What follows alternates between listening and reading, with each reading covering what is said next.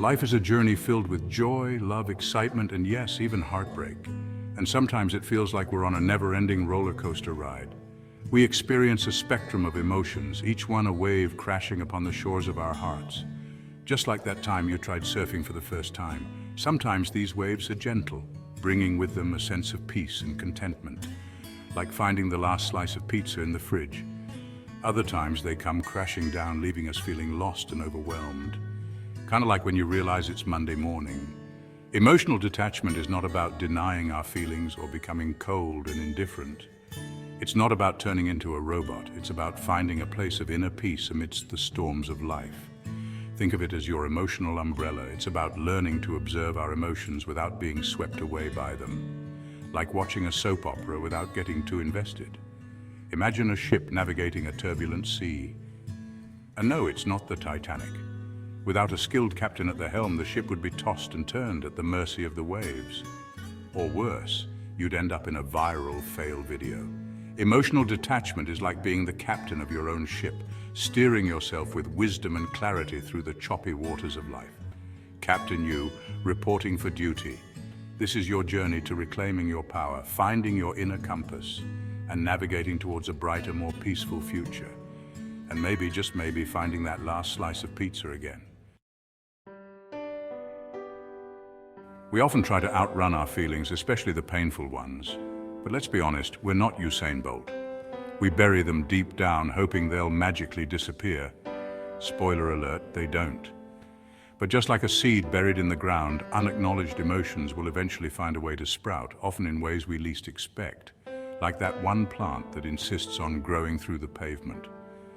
The first step to healing is acknowledging the storm within, and maybe grabbing an emotional umbrella.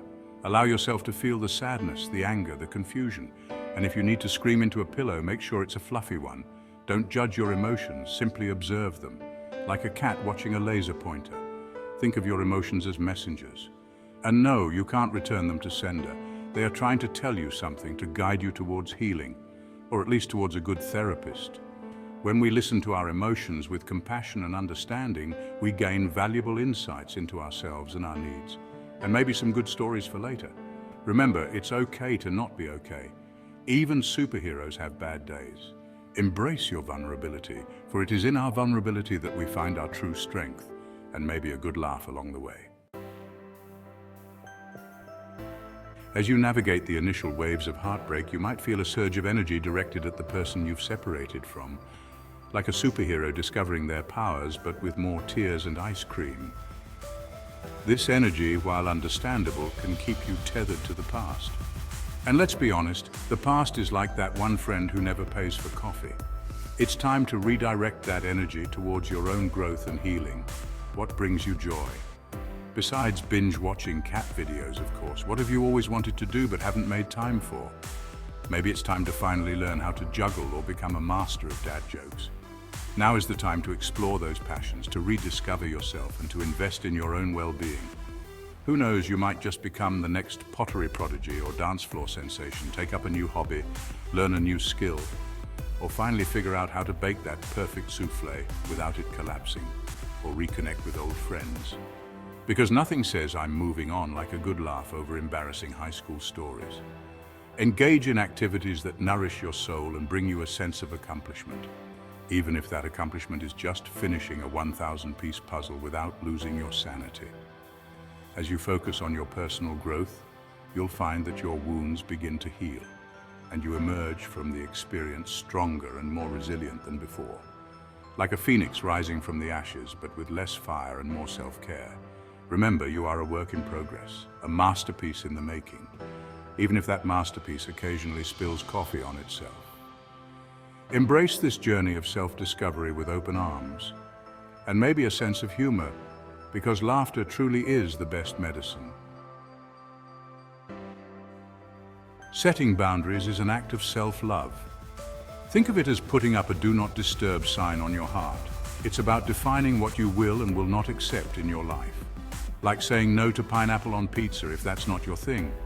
After a breakup, it's crucial to establish clear boundaries with your ex-partner to protect your emotional well-being.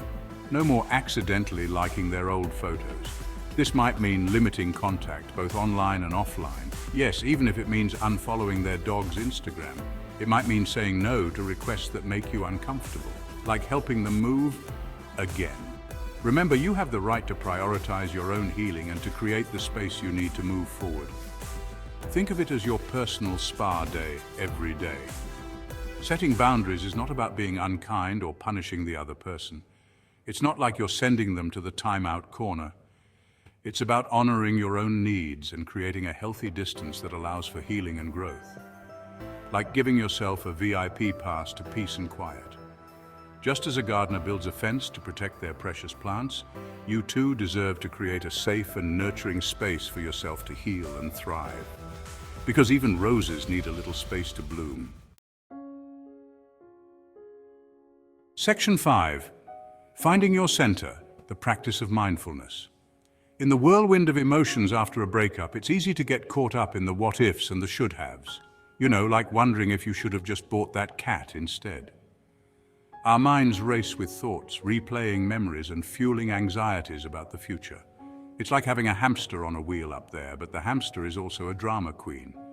Mindfulness is the practice of bringing our attention to the present moment without judgment. Think of it as giving that hamster a tiny yoga mat. It's about learning to observe our thoughts and feelings without getting swept away by them, like watching a soap opera but without getting emotionally invested in the characters. Meditation is a powerful tool for cultivating mindfulness. And no, you don't need to twist yourself into a pretzel to do it. Find a quiet space, close your eyes and focus on your breath. If you start thinking about pizza, just gently bring your focus back. As thoughts arise, acknowledge them gently and then redirect your attention back to your breath. It's like playing a game of mental whack-a-mole, but with more zen. Through regular mindfulness practice, you'll develop a greater sense of self-awareness and emotional regulation, and maybe even a sense of humor about your own mind. You'll learn to observe your thoughts and feelings with greater objectivity, allowing you to make conscious choices that align with your values and aspirations. And who knows, you might even find that cat after all. Section 6. Releasing the grip. The art of letting go. Letting go is often the hardest part of healing. It's like trying to put down that last slice of pizza. We cling to the past, replaying memories and holding on to what we've lost, like that one sock that always goes missing in the laundry. But clinging to the past only keeps us tethered to pain. And let's be honest, nobody wants to be tethered to anything, except maybe a Wi-Fi signal. Imagine holding onto a hot coal. Or better yet, imagine holding onto a hot potato in a game of hot potato. The longer you hold on, the more it burns. And nobody wants to be the one left holding the potato. Letting go is like releasing that hot coal, allowing the pain to subside and making space for healing to begin. Or like finally passing the potato to someone else. Forgiveness is an essential part of letting go. It's like saying, I forgive you for eating my leftovers. Forgive yourself for any mistakes you might have made, and forgive your ex-partner, even if they never returned your favorite hoodie. Remember, forgiveness is not about condoning hurtful actions. It's about freeing yourself from the burden of resentment and anger, and maybe getting a new hoodie. Letting go is a process, not a destination. It's like trying to find the end of a roll of tape. Be patient with yourself and allow yourself to grieve the loss. Even if it means ugly crying in the shower. As you release your grip on the past, you'll find that you have two hands free to embrace the beauty and possibility of the present moment. And maybe even hold a slice of pizza in each hand. Section 7. The beauty of imperfection, self-compassion and acceptance. We often strive for perfection, both in ourselves and in others. But let's be honest, even the most perfect pancake has a burnt side. The truth is, we are all perfectly imperfect beings navigating this messy and beautiful thing called life. Think of it as a sitcom where everyone is the quirky character. Embrace your imperfections, your flaws, your mistakes. After all, even superheroes have their off days. They are part of what makes you uniquely you. Just like how a pizza is still delicious, even if it's not a perfect circle. Treat yourself with the same kindness and compassion that you would offer a dear friend, or how you would treat your favorite pet when they make a mess. Remember, you are worthy of love and belonging just as you are, even if you sometimes wear mismatched socks. When you embrace yourself fully, imperfections and all, you open yourself up to a deeper sense of self-acceptance and inner peace. And maybe, just maybe, you'll find that life is a lot more fun when you can laugh at yourself. Section 8. Embracing the unknown, stepping into your future. The end of a relationship can feel like the end of the world. But hey, at least you don't have to share your fries anymore. It's also an opportunity for a new beginning, a chance to rewrite your story. Maybe this time with fewer plot twists. Embrace the unknown with courage and excitement. What adventures await you? Hopefully ones that don't involve stepping on Legos. What dreams will you pursue? The possibilities are limitless, just like the number of times you can hit snooze. Trust in your own resilience, your ability to heal and grow. And remember, even superheroes need a nap. You are stronger than you think, just like that jar of pickles you finally managed to open. As you step into this next chapter of your life, remember that you are not alone, unless you're trying to assemble IKEA furniture. Reach out to friends, family, or a therapist for support. They might not have all the answers, but they probably have snacks. Surround yourself with people who uplift you and believe in your ability to thrive, and who won't judge you for eating ice cream straight from the tub. Section 9. Conclusion, your journey to emotional freedom. Emotional detachment is not a destination, but a journey, a continuous practice of self-awareness, compassion, and growth. And maybe a few deep breaths when your Wi-Fi goes down. It's about learning to ride the waves of life with greater grace and resilience, like a surfer who forgot their sunscreen, finding peace within amidst the ever-changing tides.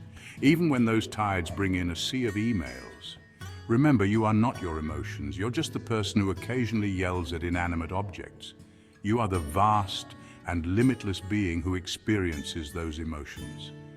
And sometimes those emotions involve ice cream. You have the power to choose how you respond to challenges, to cultivate inner peace, and to laugh at your own mistakes, and to create a life filled with joy, love, and meaning, and maybe a few dad jokes. As you embark on this journey of emotional freedom, remember the words of the Stoic philosopher Marcus Aurelius, who probably never had to deal with autocorrect. You have power over your mind, not outside events. Like when your cat decides your keyboard is a bed. Realize this and you will find strength. And maybe a few new muscles. The path to emotional freedom awaits. Just don't trip over your own feet. Take a deep breath, trust in yourself, and begin. And remember, laughter is the best travel companion.